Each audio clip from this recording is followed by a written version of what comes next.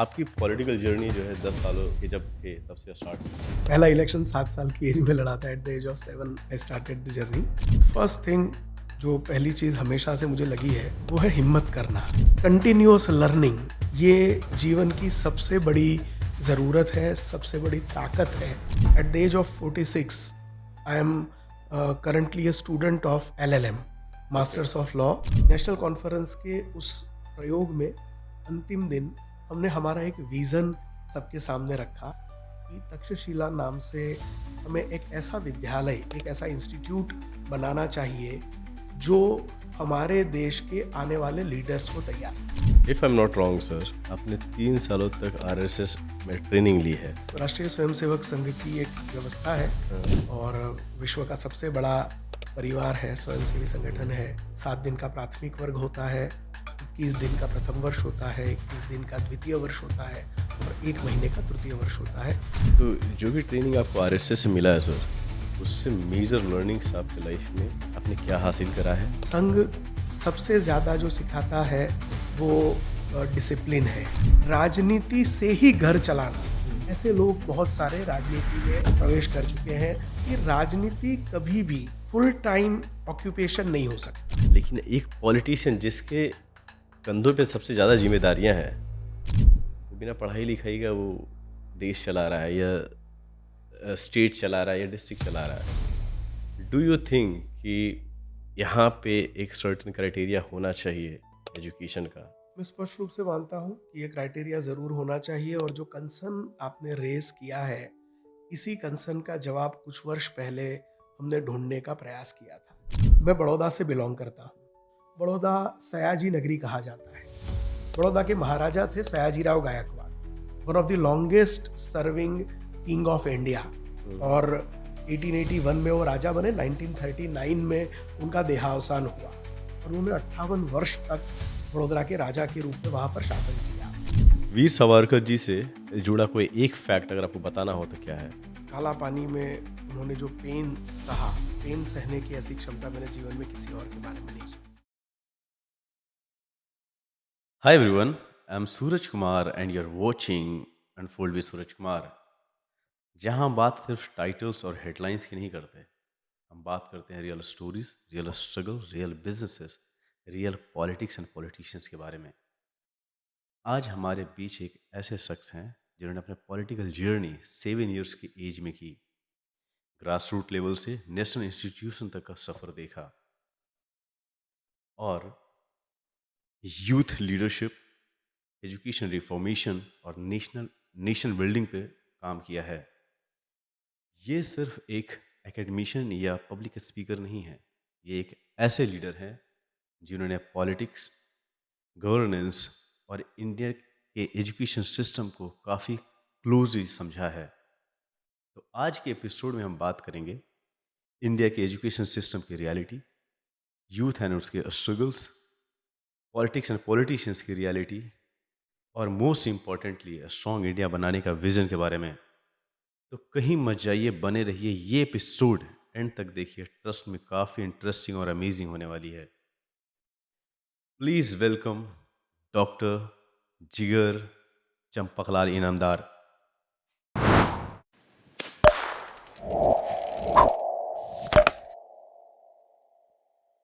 जिगर सर, कैसे हैं आप? बिल्कुल बढ़िया, एकदम ठीक। You are looking handsome sir. Thank you sir, thank you so much. Okay sir, आपकी पॉलिटिक्स की और पॉलिटिकल जर्नी जो है 10 सालों के जब थे तब से स्टार्ट हो गई थी, if I am not wrong. पहला इलेक्शन 7 साल की एज में लड़ा था। At the age of 7 I started the journey. But 7 साल में वैसे इतनी समझ होती नहीं है, तो एक्चुअल समझ तो 10-11 साल के बाद ही डेवलप होती है। ओके, अगर मैं कहूँ कौन से 3 इम्पॉर्टेंट लर्निंग्स जो आपके करियर को अभी तक जो शेप करते हुए आई है, अगर यहाँ पे हाईलाइट करना चाहें आप? फर्स्ट थिंग जो पहली चीज़ हमेशा से मुझे लगी है वो है हिम्मत करना। यानी at the age of 7 when I thought about running for an election, मैं गांव के एक छोटे से स्कूल में, गवर्नमेंट प्राइमरी स्कूल था, उसमें पहला इलेक्शन लड़ा था और आई वाज इन स्टैंडर्ड 3।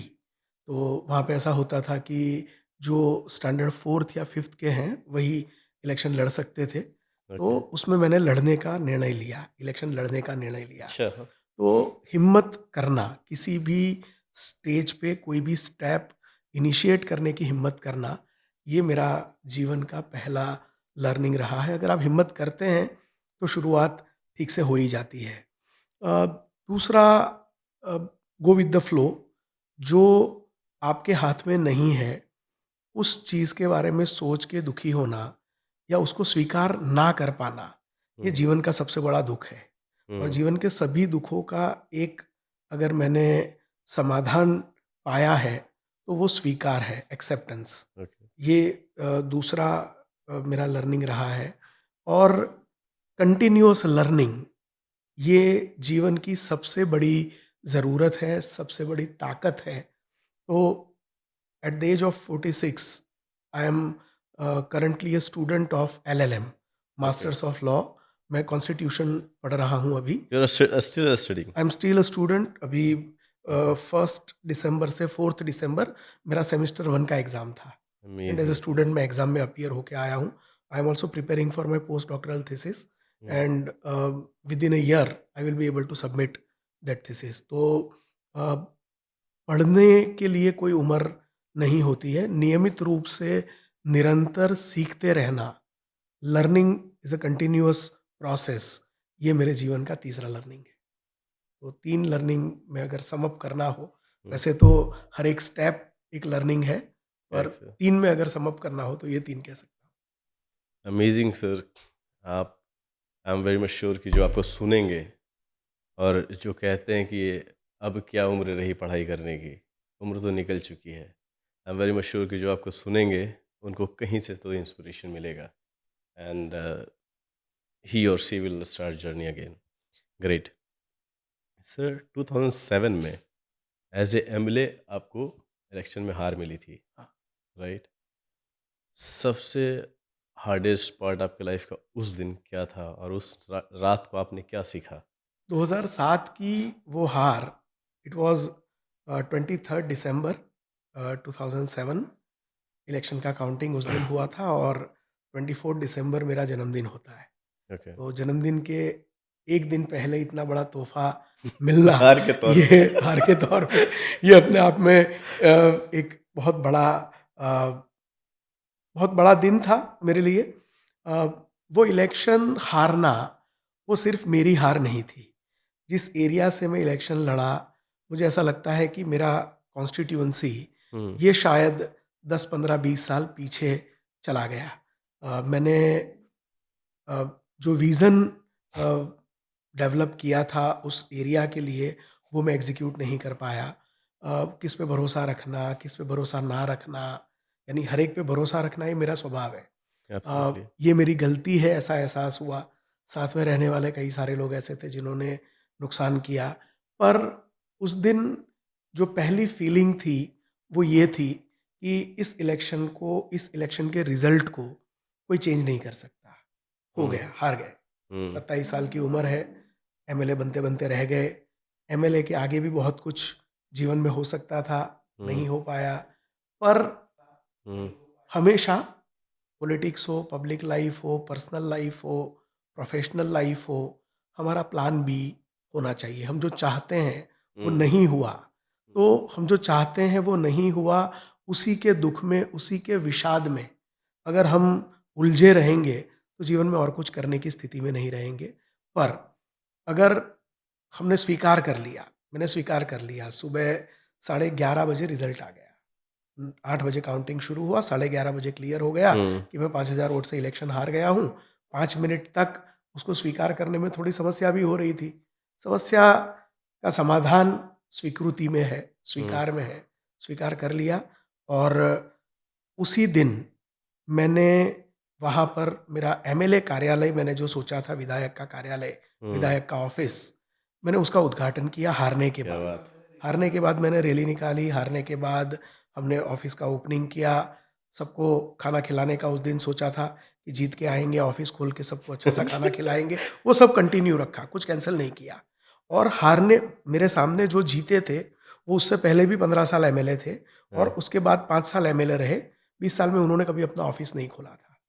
मैंने हारने के बाद ऑफ़िस खोला और हुँ, हारने के बाद वो ऑफ़िस चालू रहा, मैं हारा, उसके बाद मेरी पार्टी वहाँ पे कभी नहीं हारी।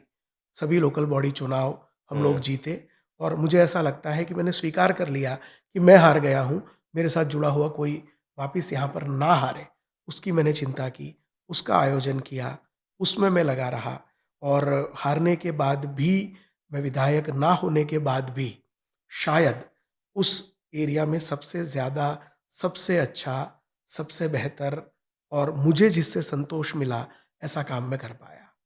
तो हार और जीत चलती रहती है।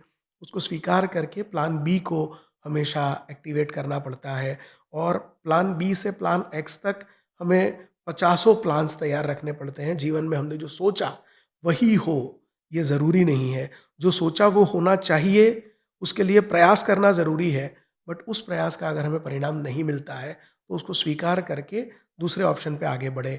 दूसरा प्लान फेल हो जाए, तीसरे पे आगे बढ़ें, तीसरा प्लान हो जाए, 300वें प्लान पे आगे बढ़ें।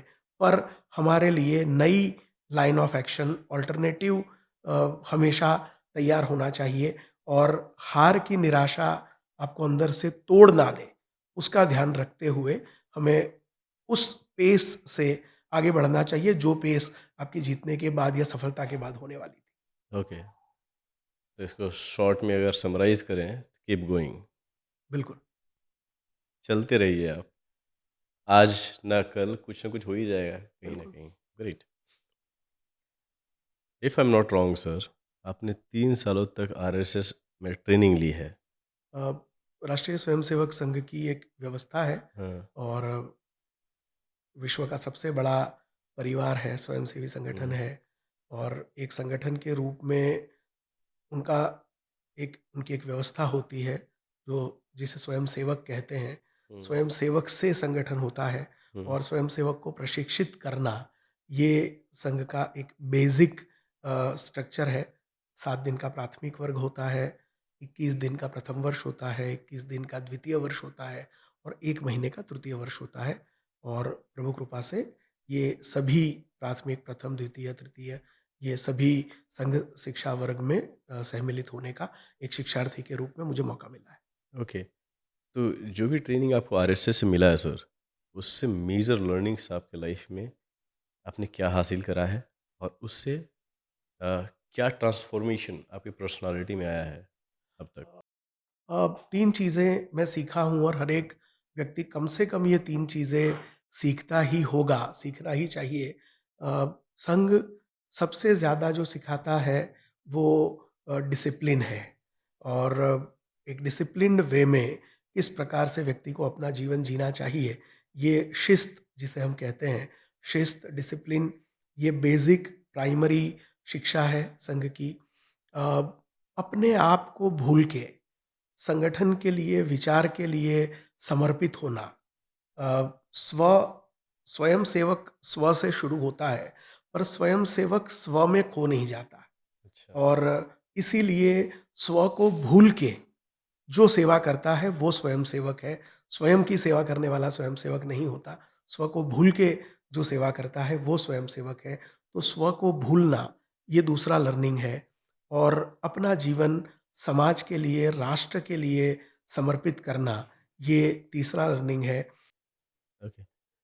सो बीजेपी एंड आरएसएस में आपने ग्रास रूट लेवल पे काम किया है सर। अगर मैं आपको बोलूँ कि पॉलिटिक्स में आज सबसे बड़ा मेजर चैलेंज क्या है, तो आप क्या कहेंगे सर? 2 मेजर चैलेंजेस मुझे हमेशा से फ़ील हुई है। अ, अधिकारों को समझने में, अधिकारों की जागरूकता फैलाने में लोग अपनी ज़िम्मेदारियाँ भूलने लगे हैं। तो राइट्स क्या है, उसके ऊपर डिस्कशन बहुत होता है। सिटीज़न के राइट क्या हैं, सिटीज़न को क्या मिलना चाहिए, पर सिटीज़न की ड्यूटीज़ क्या है, वो डिस्कशन नहीं होता। वो धीरे-धीरे लोग भूलते जा रहे हैं। ये दोनों चीज़ें एक दूसरे के साथ समानांतर चलती हैं। ड्यूटी और राइट, हुँ, ये दोनों को आप अलग करके नहीं देख सकते। अगर आप अधिकारों की चर्चा करते हैं, अधिकारों की चिंता करते हैं, अधिकारों को आप एक्सपेक्ट करते हैं, हुँ, आपको ड्यूटीज़ नहीं भूलनी चाहिए। और ड्यूटीज़ को भूल के अधिकारों की चर्चा, ये मेरी दृष्टि से बहुत ज़्यादा मिसलीडिंग वे है। और आज सोशल मीडिया के माध्यम से जो धीरे-धीरे अलग-अलग सेगमेंट में फैल रही जागरूकता है, उसके माध्यम से प्रॉब्लम ये हो रहा है कि ड्यूटीज़ भुलाई जा रही है और सिर्फ़ अधिकारों की बात होती है। सेकंड चैलेंज जो मुझे हमेशा से लगा है, अ, कई बार पॉलिटिक्स ये रीजन सेंट्रिक हो जाता है। कई बार पॉलिटिक्स ये किसी स्पेसिफिक जाति, कास्ट, कम्युनिटी उसके हुँ, आधार पे खेला जाता है। और वो जो ध्रुवीकरण है, ये ध्रुवीकरण कहीं न कहीं राजनीति को नुकसान पहुँचाने वाला होता है। राजनीति में व्यक्ति की योग्यता से बड़ा पैरामीटर कुछ और नहीं होना चाहिए। अनफॉर्च्यूनेटली कई बार, ज़्यादातर किस्सों में देखा ये जाता है कि ये किस कम्युनिटी से बिलॉन्ग करता है, किस कास्ट से बिलॉन्ग करता है, किस प्रदेश से बिलॉन्ग करता है। और वोट करने का आधार ये व्यक्ति की योग्यता ना रह के ऐसी चीज़ों के आधार पे वोटिंग पैटर्न्स डिसाइड होती है। ये मेरी दृष्टि से दूसरी चैलेंज है। एक और चैलेंज जो अ, आपके माध्यम से मैं शेयर करना चाहूँगा, वो ये है कि राजनीति कभी भी फुल टाइम ऑक्यूपेशन नहीं हो सकता। राजनीति में जितने भी लोग हैं, जिनका परिवार नहीं है या जिनको अपने घर की चिंता नहीं है, घर चलाने की चिंता नहीं है, उनके बारे में ठीक है। पर राजनीति से ही घर चलाना, हुँ, ऐसे लोग बहुत सारे राजनीति में प्रवेश कर चुके हैं। राजनीति कभी भी घर चलाने का साधन नहीं हो सकती। राजनीति त्याग करने की जगह है। राजनीति में जाके अपने आप को समर्पित करना होता है। राजनीति में जाके अपने आप को समर्पित ना करते हुए राजनीति से घर चलना, अपनी पीढ़ी, आने वाली पीढ़ियों की चिंता राजनीति में रह के सुनिश्चित करना, ऐसा जो लोग करते हैं, ये माइंडसेट बहुत बड़ी चैलेंज है। जब कोई बोलता है कि राजनीति में आपको टिका रहना होगा, बहुत खर्चा करना पड़ेगा, बहुत पैसा लगेगा, कुछ जवाब ऐसे आते हैं कि ठीक है, वो तो राजनीति से पैसे भी तो आएँगे ना। राजनीति कभी भी पैसे आने का साधन नहीं हो सकती, पैसे आने का रास्ता राजनीति कभी नहीं हो सकती। कई सारे अपने भारतीय राजनीति में, शायद विश्व की राजनीति में ऐसे लोग हैं, जिन्होंने अपना सब कुछ समाज के नाम कर दिया, राष्ट्र के नाम कर दिया और उन्होंने अपना खुद का जीवन भी राष्ट्र के लिए दे दिया। हमें ऐसे लोगों को रोल मॉडल बनाना है, जिनके कपड़े पहनने के, प्रॉपर अच्छे कपड़े पहनने के जिनके ठिकाने नहीं होते थे, वो अपनी पीढ़ियों की चिंता हो जाए, इतनी व्यवस्था राजनीति से कर लेते हैं। ऐसे व्यक्ति कभी भी हमारा आदर्श नहीं हो सकते। जो माइंडसेट है, ये माइंडसेट राजनीति की सबसे बड़ी चैलेंज है। हम किस माइंडसेट से राजनीति में जाते हैं, किस माइंडसेट से राजनीति में रहते हैं, ये माइंडसेट बदलना चाहिए। और जब तक ये नहीं बदलेगा, तब तक कुछ भी बदलने की संभावना नहीं है। रामधारी सिंह दिनकर जो हमारे राष्ट्र कवि हो गए, दिनकर जी की बहुत खूबसूरत कविता है। हो गई है पीड़ पर्वत सी पिघलनी चाहिए, इस हिमालय से कोई गंगा निकलनी चाहिए। मेरे सीने में नहीं, तेरे सीने में सही, हो कहीं भी आग, लेकिन आग जलनी चाहिए। सिर्फ हंगामा खड़ा करना मेरा मकसद नहीं, शर्त लेकिन थी कि ये बुनियाद हिलनी चाहिए। बुनियाद जो है, ये माइंडसेट है। अगर माइंडसेट ठीक नहीं है, हमारा इंटेंशन ही गलत है। इंटेंशन बुनियाद है और बुनियाद गलत है, तो उस बुनियाद पे बनने वाली जो इमारत है, वो कभी भी सही नहीं हो सकती। तो सबसे बड़ी चैलेंज मेरी दृष्टि से माइंडसेट है और उसमें जब तक सुधार नहीं आएगा, राजनीति में सुधार की अपेक्षा करना व्यर्थ है। दुर्भाग्य से सर, जिस कंट्री में हम रहते हैं, यहाँ पे जो भी पॉलिटिशियंस हैं, मैं ऑन रिकॉर्ड बोल रहा हूँ, आई डोंट नो मुझे बोलना चाहिए कि नहीं, बट बोलना चाहूँगा मैं। यहाँ पे फुल टाइम ऑक्यूपेशन समझकर ही वो पॉलिटिक्स में आते हैं एंड उसी से कमाना होता है उनको, उसी से घर चलाना होता है। चाहे दूसरे के घर में चूल्हा जले या ना जले, उनको कोई फ़र्क नहीं पड़ता है। जिस माइंडसेट की बात कर रहे हैं, मुझे नहीं लगता कि ये माइंडसेट को लेकर लोग चल रहे हैं। इंडिया की बात करते हैं सर, अपने देश की। अगर एक बंदे को जॉब चाहिए होता है, तो उसके लिए दिन रात उसको मेहनत करना होता है। उससे वो पढ़ाई करनी होती है उस स्ट्रीम में जॉब हासिल करने के लिए। अगर आप मुझे डॉक्टर बनना है, तो मुझे डिग्री लेनी पड़ेगी। मुझे इंजीनियर बनना है, तो डिग्री लेनी पड़ेगी। लेकिन एक पॉलिटिशियन जिसके कंधों पे सबसे ज़्यादा ज़िम्मेदारियाँ हैं, वो बिना पढ़ाई-लिखाई का वो देश चला रहा है, या स्टेट चला रहा है, या डिस्ट्रिक्ट चला रहा है। डू यू थिंक कि यहाँ पे एक सर्टेन क्राइटेरिया होना चाहिए एजुकेशन का? मैं स्पष्ट रूप से मानता हूँ कि ये क्राइटेरिया ज़रूर होना चाहिए, और जो कंसर्न आपने रेज़ किया है, इसी कंसर्न का जवाब कुछ वर्ष पहले हमने ढूँढने का प्रयास किया था। हुँ, 2012 में महाराजा सयाजीराव यूनिवर्सिटी में युगांतर नाम से हमने एक नेशनल लेवल का यूथ कॉन्फ्रेंस किया।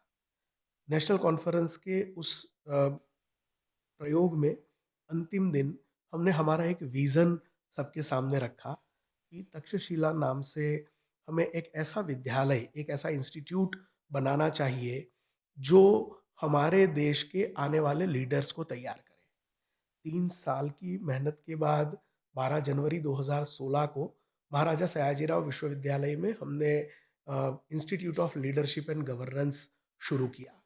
और एक बहुत पॉपुलर फ्रेज़ है, किसी गीत की पंक्तियाँ हैं, "ये देश है हमारा, नेता हम ही हैं कल के।"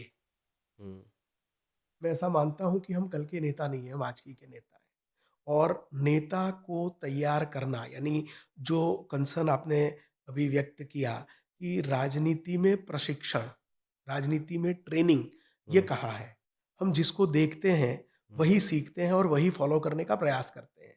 तो राजनीति में भी सरपंच से लेके, पंचायत के प्रधान से लेके संसद तक, पार्लियामेंट तक जो लोग जाते हैं, उनका एक फॉर्मल ट्रेनिंग होना चाहिए। हमने 1 साल का ट्रेनिंग वहाँ पर शुरू किया है। 9वीं बैच आज भी वहाँ पर चल रही है, और देश में ऐसे बहुत सारे प्रयोग हो रहे हैं। मतलब सोनीपत में शुरुआत हो चुकी है। शुरुआत हो चुकी है, वाह! और सोनीपत में ऋषिहुड यूनिवर्सिटी है, वहाँ पे राष्ट्रम नाम से राष्ट्रम स्कूल ऑफ पब्लिक लीडरशिप है, वहाँ पर इस प्रकार का प्रयोग हुआ है। मैं उसी यूनिवर्सिटी में प्रोफ़ेसर हूँ। जिस इंडिया फाउंडेशन में मैं विज़िटिंग फ़ेलो हूँ, वो इंडिया फाउंडेशन ने एक Andhra Pradesh based best innovation university है, बेस्ट आईयू के साथ मिलके एक स्कूल ऑफ ग्लोबल लीडरशिप एसओजीएल, उसको प्लान किया है। 16 दिसंबर को भारत के शिक्षा मंत्री उसको लॉन्च करने जा रहे हैं। तो इस दिशा में प्रयास हो रहे हैं, पर वो प्रयास बहुत कम है। कंसर्न जो आपका था, ट्रेनिंग, हमने उसका जवाब ढूँढने का प्रयास किया है। राजनीति में जो है, उनको उसका जवाब ढूँढने का प्रयास करना चाहिए। कम से कम मैं जिस पार्टी से बिलॉन्ग करता हूँ, उस पार्टी में इंटरनल ट्रेनिंग की व्यवस्था है।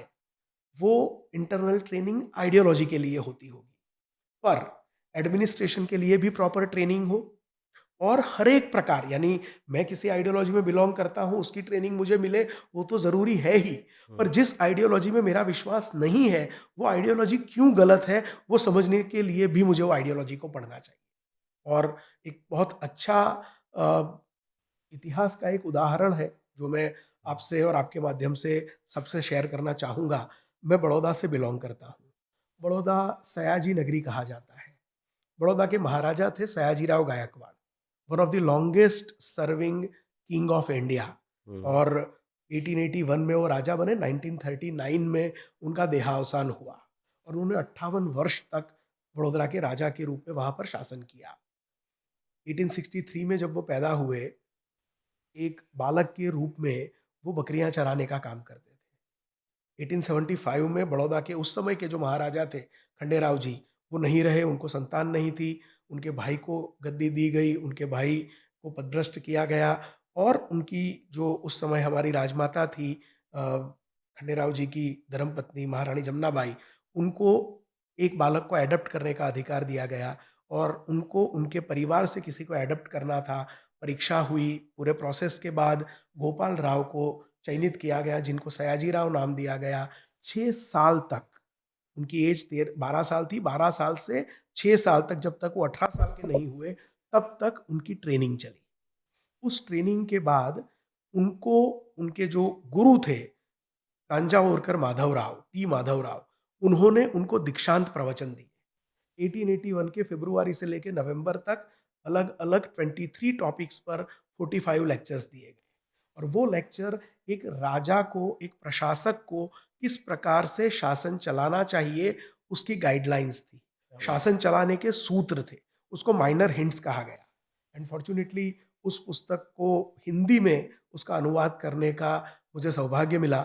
हमारे आदरणीय प्रधानमंत्री नरेंद्र मोदी जी जब गुजरात के चीफ मिनिस्टर हुआ करते थे, तो उन्होंने ये पब्लिक फंक्शन में एक्सेप्ट किया था कि जिन्होंने भी, जो भी गुजरात कैडर अलॉट जिनको किया जाता था, आईएएस, आईपीएस, उनको स्वागत में ये पुस्तक भेजते थे और उनका आग्रह ये होता था कि इस पुस्तक के आधार पे आपको एडमिनिस्ट्रेशन चलाने का प्रयास करना चाहिए। और उन्हीं की इच्छा से, उन्हीं की सूचना से मैंने इसको हिंदी में ट्रांसलेट किया था।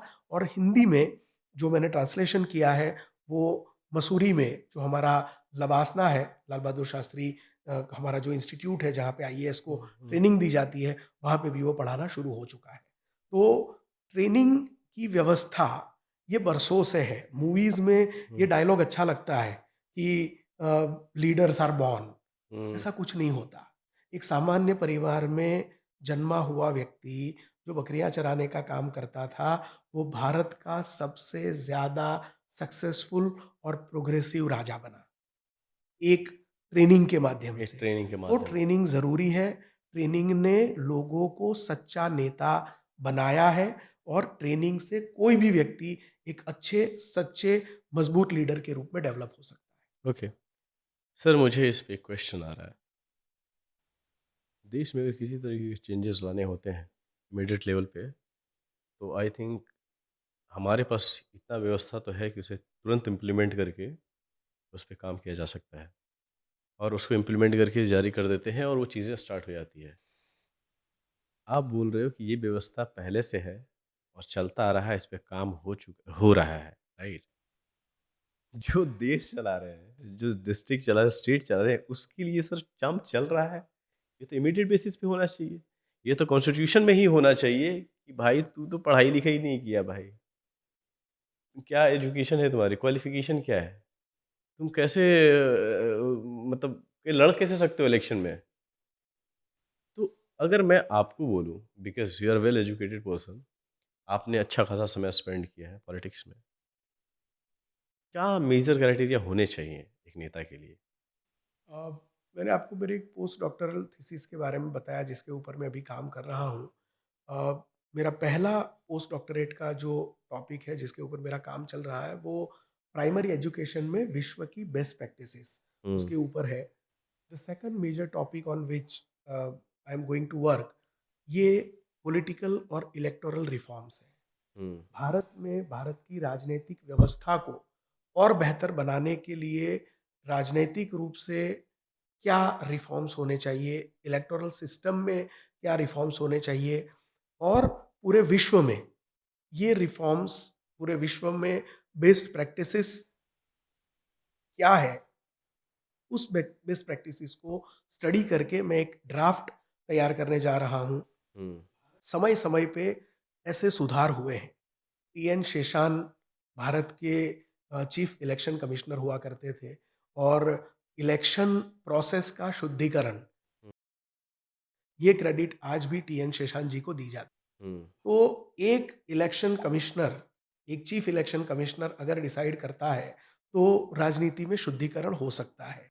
हुँ, इसी प्रकार से मेरी देश के वर्तमान प्रधानमंत्री जी से ये अपेक्षा है कि वो एक स्वच्छ व्यक्ति होते हुए एक अच्छा काम अपने जीवन में कर पाए हैं, और हो सकता है कि उन्हीं के टेन्योर में हमें बहुत क्रांतिकारी, रिवॉल्यूशनरी रिफॉर्म्स देखने को मिले। हुँ, मैं 3 चीज़ों को सजेस्ट करता हूँ। First, that is education. कई बार ऐसा होता है कि व्यक्ति किसी जेन्युइन संजोग के कारण पढ़ ना पाए।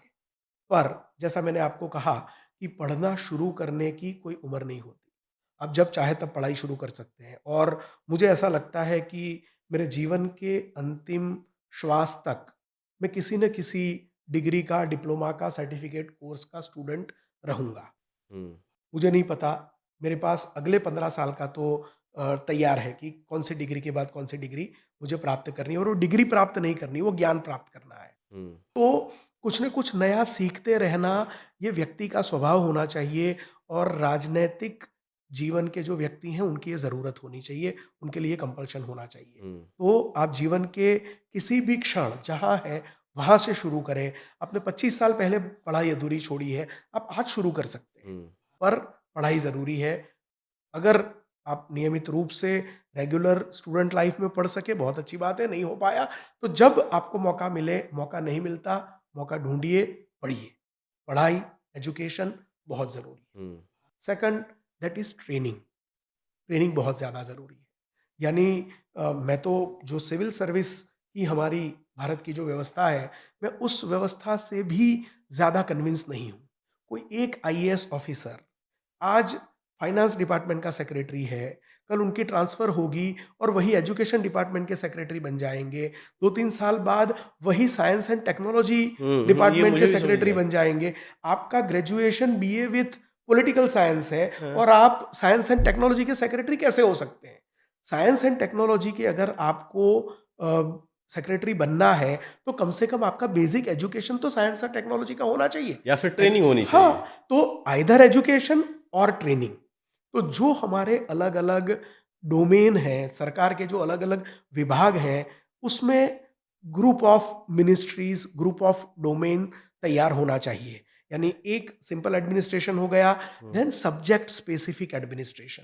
तो हुँ, आपने सिविल सर्विस क्रैक कर लिया, क्लियर हो गए, आप आईएएस कैडर गुजरात, महाराष्ट्र, दिल्ली कुछ भी हो गए, पर उसके बाद क्या?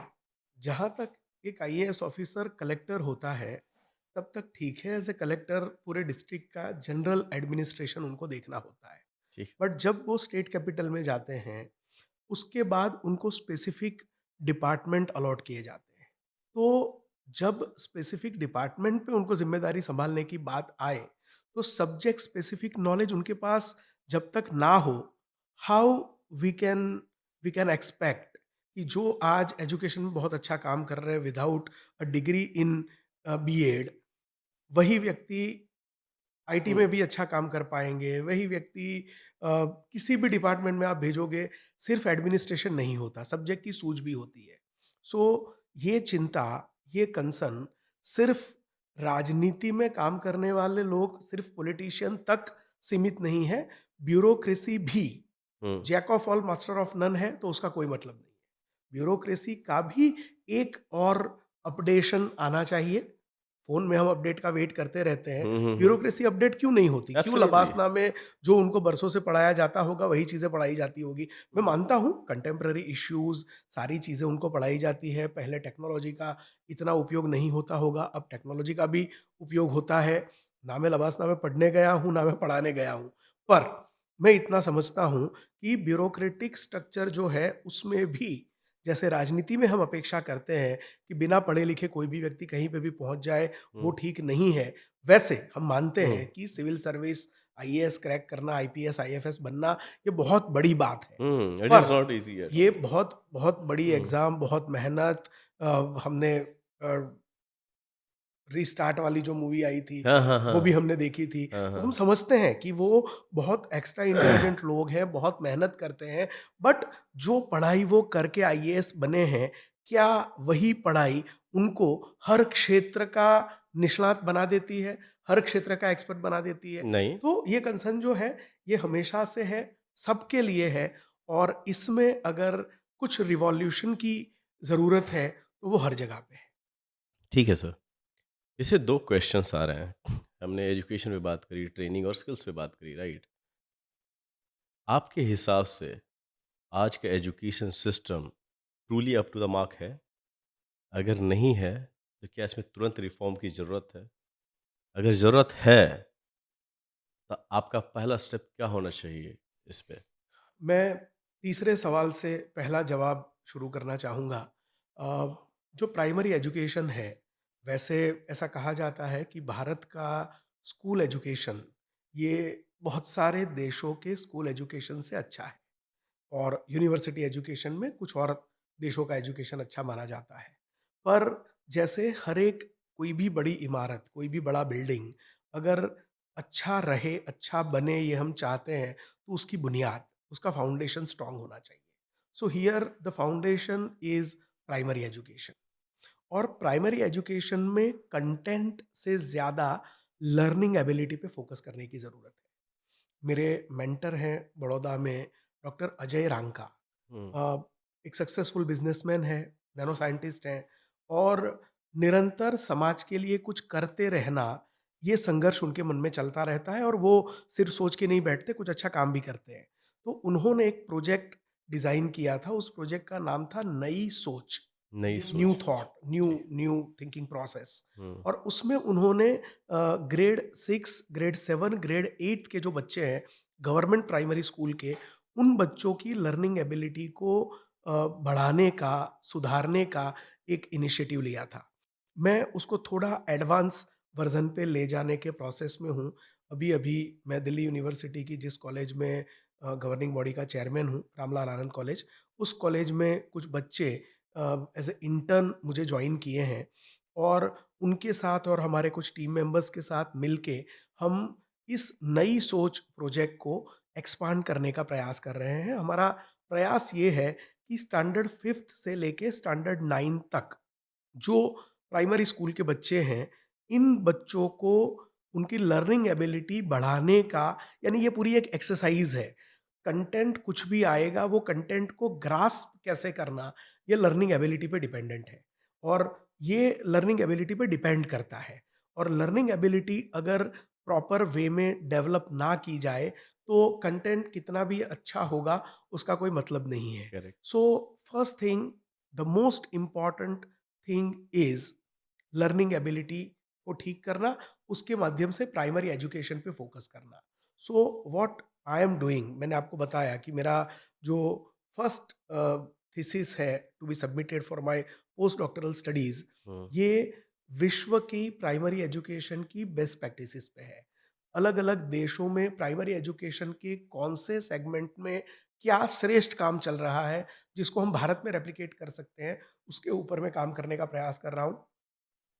मेरा प्रयास ये है कि बेस्ट प्रैक्टिसेस को स्टडी करके भारत के प्राइमरी एजुकेशन को ठीक करने का एक रोड मैप तैयार करके मैं समाज को समर्पित कर पाऊँ। सेकंड थिंग, एजुकेशन की स्थिति और उस स्थिति को सुधार करने के लिए क्या हो सकता है। तो एजुकेशन हर एक चीज़ का फाउंडेशन है। एजुकेशन में जैसे प्राइमरी एजुकेशन फाउंडेशन है, वैसे एजुकेशन किसी भी प्रोफ़ेशन का फाउंडेशन है। किसी भी देश के, समाज के विकास का सबसे बड़ा अगर कोई फाउंडेशन है, तो वो तो वो एजुकेशन है। और एजुकेशन कभी भी अपनी श्रेष्ठ स्थिति में नहीं पहुँच सकता। कोई ऐसा नहीं कह सकता कि एजुकेशन सर्वश्रेष्ठ है, इससे ऊपर कुछ हो ही नहीं सकता, ऐसा नहीं होता। एजुकेशन हमेशा जहाँ है, वहाँ से और बेहतर हो सकता है। हमारा एजुकेशन का सिस्टम जो है, मैं रिक्वेस्ट करूँगा, मैं सजेस्ट करूँगा कि जो नई एजुकेशन पॉलिसी है, नेशनल एजुकेशन पॉलिसी, इस पॉलिसी में बहुत सारे क्रांतिकारी विचार, बहुत सारे क्रांतिकारी सुझाव लाए गए हैं, इंट्रोड्यूस करने का प्रयास किया गया है। सिर्फ़ प्रयास हुआ है, इम्प्लीमेंट नहीं हुआ? वो इम्प्लीमेंट होने में समय लगता है। कोई एक पॉलिसी जब बनती है, उसके इम्प्लीमेंटेशन का मिनिमम 5 साल का एक प्रयोग होता है, 5 साल तक वो प्रोसेस चलता है और हर एक चीज़ एक साथ इम्प्लीमेंट नहीं हो सकती। पर वो इम्प्लीमेंट करने का प्रयास ज़रूर हो रहा है और उसमें मुझे एक होप है। एक एजुकेशन सिस्टम में बड़े रिफ़ॉर्म्स की एक होप है। 2 चीज़ें बहुत ज़्यादा ज़रूरी है। 2 शब्दों को, संघ के शिक्षा के बारे में जब हमारी बात हुई, मैं संघ में से ये 2 चीज़ों को भी सीखा हूँ। एक शब्द है युगानुकूल और दूसरा शब्द है देशानुकूल। युग के अनुकूल, देश के अनुकूल। जो एजुकेशन यूएस में इम्पोर्टेंट है, रिलेवेंट है, वो भारत में भी होगा, ज़रूरी नहीं है। ज़रूरी नहीं जो है। ऑस्ट्रेलिया में है या अमेरिका में है या कनाडा में है, वो भारत में भी होना ही चाहिए, ऐसा नहीं होता। इसी प्रकार से जो एजुकेशन आज से 25 साल या 50 साल या 100 साल पहले था, वो आज भी रिलेवेंट हो, वो ज़रूरी नहीं है। समय के साथ भौगोलिक स्थिति के साथ बदलना ज़रूरी होता है, अपडेट होना ज़रूरी होता है, अपग्रेड होना ज़रूरी होता है। और मैं व्यक्तिगत रूप से ऐसा मानता हूँ कि जहाँ पे जो श्रेष्ठ है, भारत की जो संस्कृति है, वो सभी दिशाओं में से सभी प्रकार के शुभ विचारों को स्वागत करती हुई संस्कृति है, उसको स्वागत करते हुए उसका स्वीकार करने की संस्कृति है। तो इस संस्कृति का एक्चुअल आचरण क्या होना चाहिए? हमारा जो था वो सबसे श्रेष्ठ था, या हमारा जो है वही सबसे श्रेष्ठ है, इस गुरुता ग्रंथि से, इस सुपीरियरिटी कॉम्प्लेक्स से बाहर आना ज़रूरी है। और विश्व में जहाँ पर जो श्रेष्ठ है, वहाँ से वो सीखना उतना ही ज़रूरी है। एजुकेशन सिस्टम को हमेशा अपग्रेड करने की ज़रूरत रहती ही है। और मेरा उसमें जो लाइन ऑफ एक्शन हो सकता है वो यही हो सकता है कि हर एक सेगमेंट में, एजुकेशन के हर एक फील्ड में, हर एक सेक्टर में श्रेष्ठ कहाँ पर क्या हो सकता है, उसको स्टडी करके उसको भारत में रेप्लिकेट करने की पद्धति क्या हो सकती है, प्रोसेस क्या हो सकता है, वो देखा जाए और उसको एक प्रयोग के रूप में इम्प्लीमेंट किया जाए, तो शिक्षा व्यवस्था और बेहतर हो सकती okay sir, if I am not wrong, education के मामले में इंडिया को विश्व गुरु कहा जाता था एक टाइम पे, राइट? आज इतने ज़्यादा डिफरेंसेस हैं। एक आप गवर्नमेंट स्कूल देख लो, एक प्राइवेट कॉन्वेंट स्कूल देख लीजिए आप। अगर दोनों स्टूडेंट को एक साथ बैठाया जाए तो कहते हैं ना, आसमान ज़मीन का डिफरेंस दिखेगा आपको। Personality wise, education wise, you will get lot of differences. जहाँ पे एक गवर्नमेंट स्कूल में एक नॉर्मल बच्चा जाता है जो मिडिल क्लास और लोअर मिडिल क्लास फैमिली से बिलोंग करता है, वही कॉन्वेंट स्कूल में पढ़ने वाले लाखों रुपीस कह सकते हैं कि पॉलिटिशियंस और बड़े बड़े ब्यूरोक्रेट्स और बिजनेसमैन के बच्चे लोग रहते हैं वहाँ पे। जब डिफरेंसेस इतने हैं बड़े हो सर, तो एक साथ कैसे चल सकते हैं हम लोग? डू यू थिंक इसमें चेंजेस लाने की ज़रूरत है? यहाँ पे फीस आपको नहीं लगता कि एजुकेशन, जब विश्व गुरु मुझे कहा जाता था, तो एजुकेशन तो फ्री होनी चाहिए सर अपने देश में। तो ये क्यों नहीं है? क्या ये होने वाला है? इस पे गवर्नमेंट सोच रही है? अब गवर्नमेंट क्या सोच रही है उसके बारे में कहना मेरे लिए उतना ठीक नहीं है, पर एजुकेशन का फ्री होना ये अपने आप में एक अभिशाप हो सकता है। अच्छा। और बहुत ही सोच समझ के ये स्टेटमेंट दे रहा हूँ। मैं इसलिए इस बारे में आपको ज़्यादा क्लैरिटी से बताना चाहता हूँ, क्योंकि एजुकेशन या कोई भी काम ये सस्टेनेबल होना चाहिए, ये सस्टेन कर पाना चाहिए। भारत की जनसंख्या इतनी ज़्यादा है कि अगर उनको हम निःशुल्क शिक्षा व्यवस्था उनके लिए क्रिएट करने का प्रयास करेंगे, तो उसमें क्वालिटी कहीं न कहीं मिसिंग रहेगी। हर एक चीज़ की एक कॉस्ट होती है। पर इसमें व्यवस्था ये होनी चाहिए कि जो अफ़ोर्ड कर सकता है, वो पूरा पैसा दे। जो अफ़ोर्ड नहीं कर सकता है, वो स्कॉलरशिप से पढ़े। जिसके पास ज़्यादा पैसा है, वो ज़्यादा कंट्रीब्यूट करे।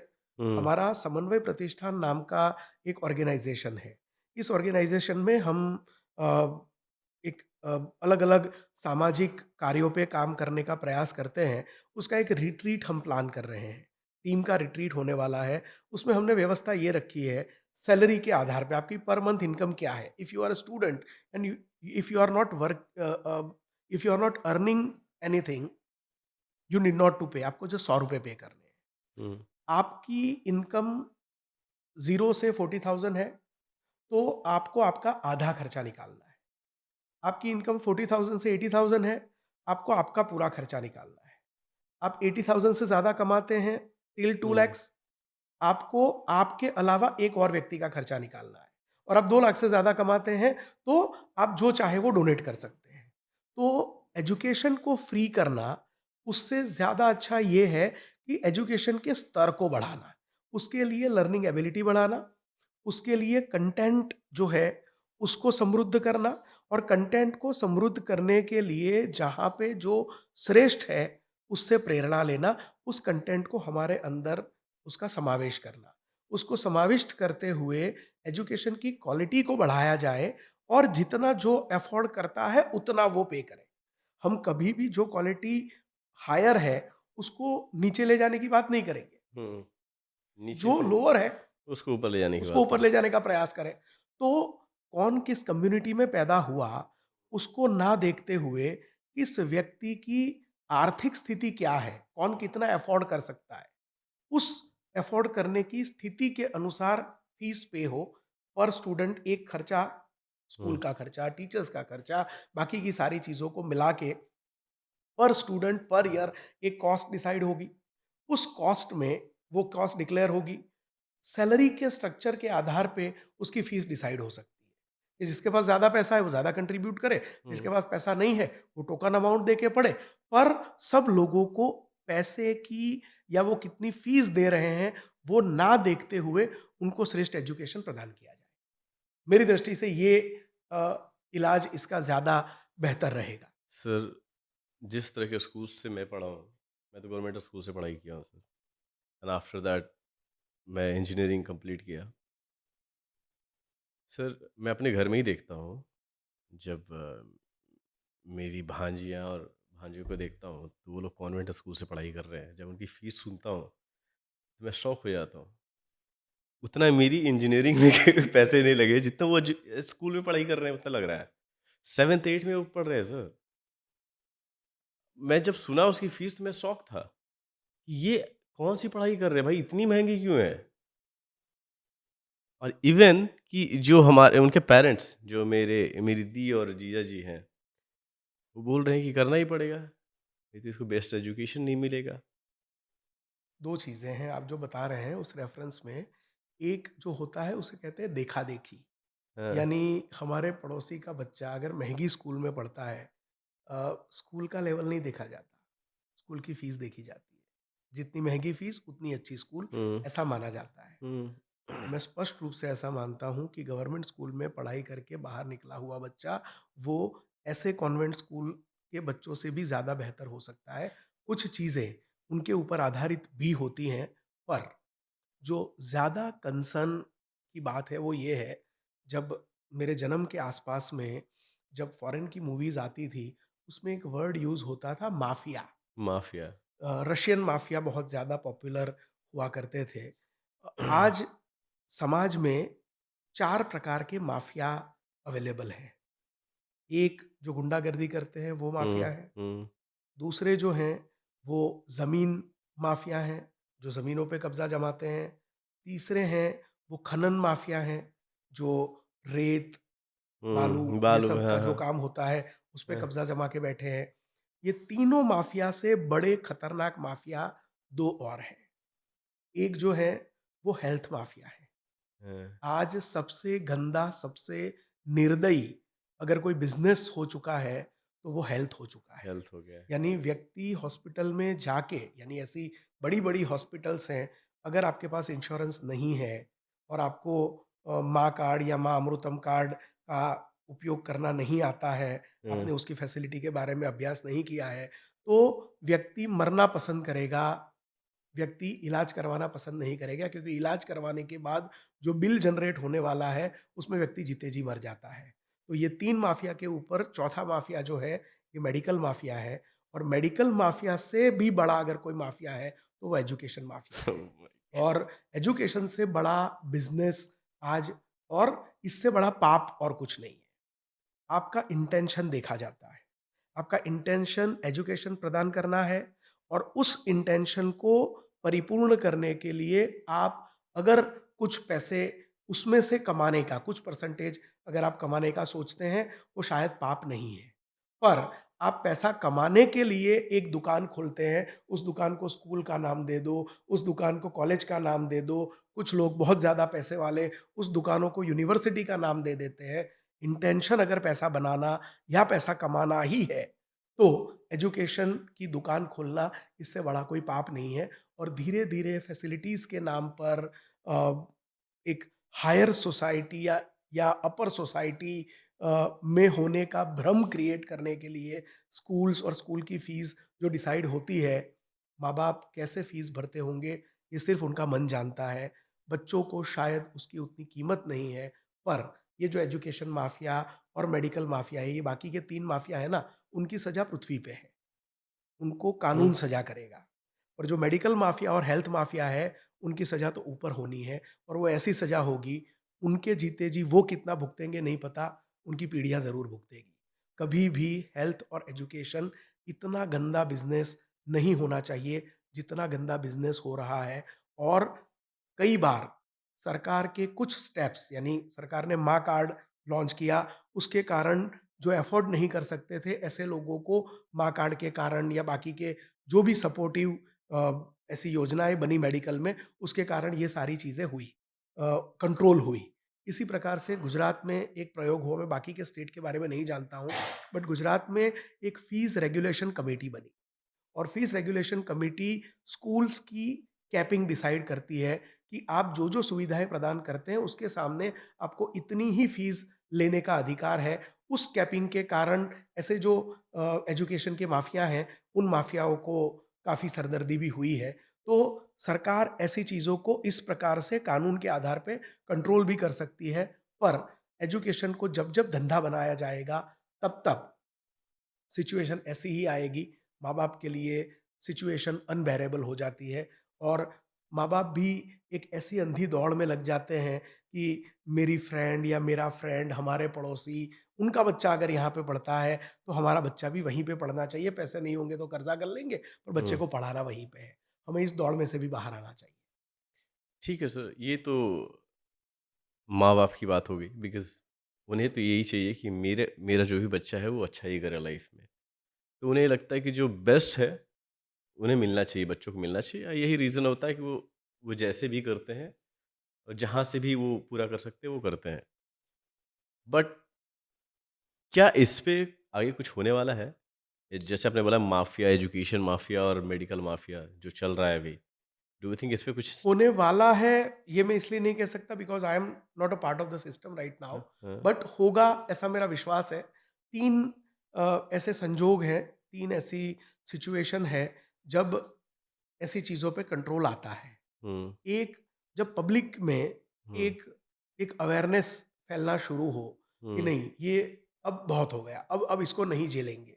हुँ, एक पब्लिक के अंदर से बाहर आता हुआ आक्रोश, हुँ। किसी भी सिस्टम को बदलने के लिए सबसे मजबूत, ज़रूरी अगर कोई चीज़ है, वो है पब्लिक का अनरेस्ट। तो आप कहना चाह रहे हैं कि प्रोटेस्ट हो, कैंपेन चलाए जाएँ इसके लिए?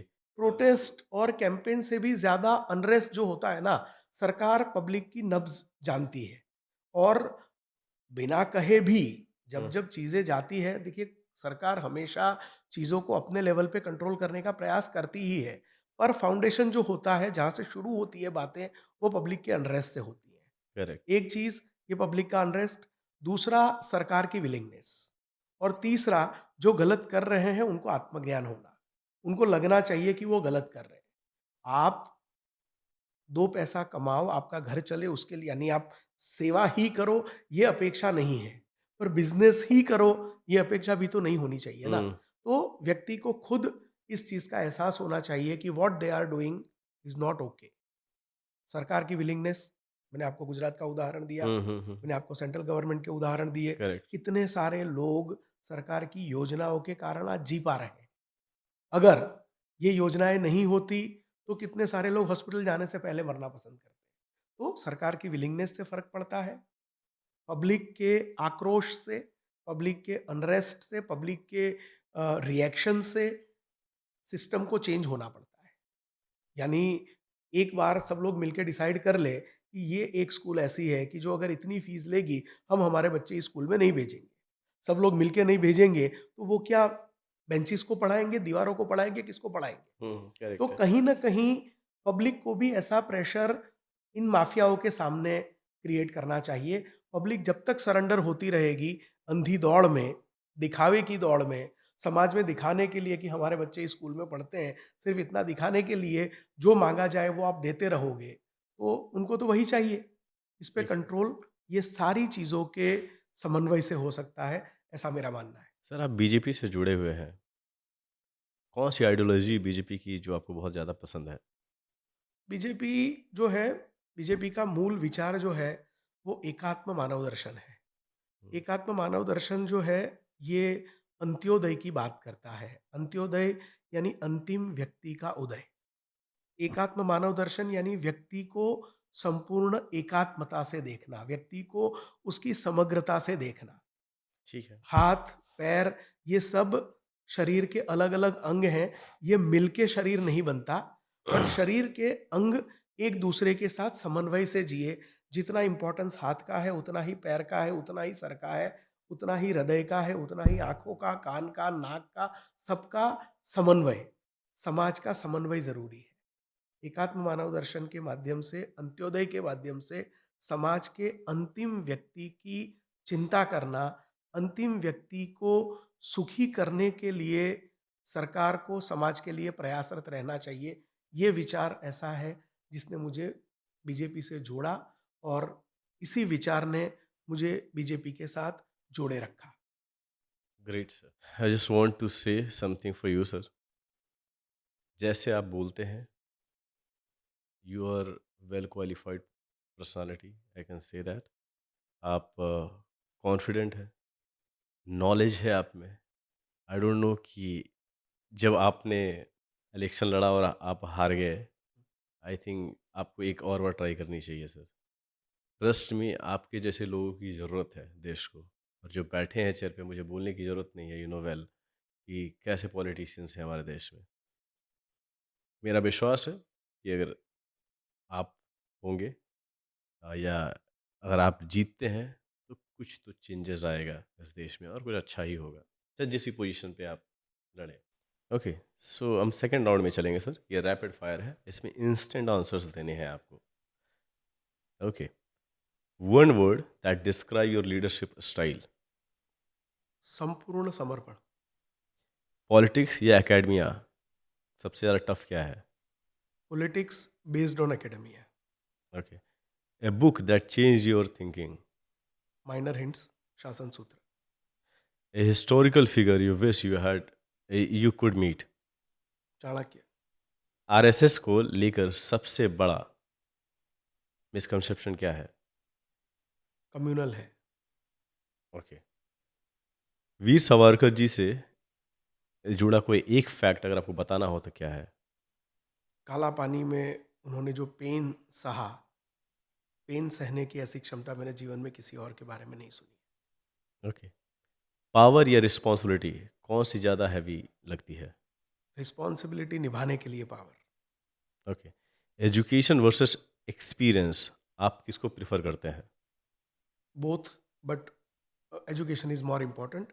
Experience based on education. आपका एक अनपॉपुलर ओपिनियन जो आप स्ट्रांगली बिलीव करते हो? राजनीति का शुद्धिकरण। ओके, एक यूथ हैबिट जो देश की फ्यूचर को बिगाड़ सकता है? Drugs. Okay, the best advice you ever received? Move on. Okay, कोई एक कोट सर जो आपको काफ़ी इंस्पायर करता हो? राष्ट्र सर्वप्रथम सर्वोपरि, देश सबसे पहले सबसे ऊपर। क्या बात है सर, ऑसम। ओके, कुछ है कहने के लिए जो बचा रह गया तो कैमरा सामने है sir, you just go ahead. Individual social responsibility is the concept जिसके बारे में मैं हमेशा बात करता रहा हूँ, बात करना चाहूँगा। We always point out, we always talk about others responsibility, CSR, corporate की सोशल रिस्पॉन्सिबिलिटी, सरकार की responsibility, but we never talk about individual social responsibility and the concept for which I would like to dedicate my life is individual social responsibility. हमारी एक व्यक्ति के रूप में, एक पर्सन के रूप में व्यक्तिगत रूप से सामाजिक जिम्मेदारी क्या हो सकती है, ये हम भूलते जा रहे हैं। और इसको अगर हम याद रख पाए, इसको अगर हम ठीक से निभा पाए, मुझे नहीं लगता कभी भी जीवन में कोई भी सिचुएशन हमें वीक कर सकती है अगर हम हमारी जिम्मेदारी को प्रॉपरली, सही वे में, प्रामाणिकता से, ट्रांसपेरेंसी से, पारदर्शिता से अगर निभा सके। Great sir, thank you so much guys बने रहने के लिए। हमारी कोशिश होती है कि ऐसे पर्सनालिटी को बुलाऊं जिससे आप कुछ सीख सकें, जिससे मैं कुछ सीख सकूं। मैं भाग्यशाली हूँ कि ऐसे गेस्ट को मैं बुला सकता हूँ और उनसे बातें कर सकता हूँ। हमारी कोशिश यही रहेगी कि ऐसे गेस्ट से आप भी मिलते रहो, उसके लिए आपको जुड़े रहना पड़ेगा। बहुत जल्द मिलेंगे दूसरे एपिसोड में, तब तक के लिए बाय बाय।